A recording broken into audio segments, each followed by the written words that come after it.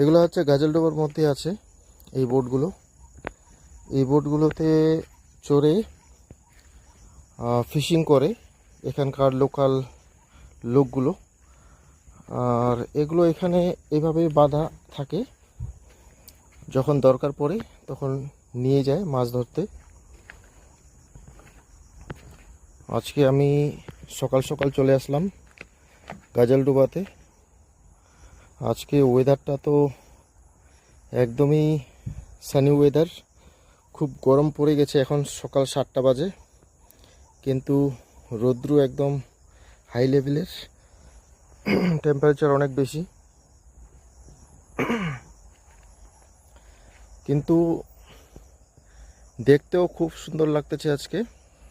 কারণটা হচ্ছে যে এখন পরিবেশটা একদম নিরিবিলি, আর চারিদিকে কেউ নেই আপাতত। কিছুক্ষণ পরে হয়তো আসবে। আর এই বোটগুলো এখানে লাগানো আছে, এখানে লোকগুলো আসবে, এগুলোকে নিয়ে যাবে ফিশিং করার জন্য। আমি এই জিনিসটা আজকে প্রথম দেখলাম, কারণ এই সাইডে আমি আসিনি কোনো দিন, আজকে ফার্স্ট আসলাম।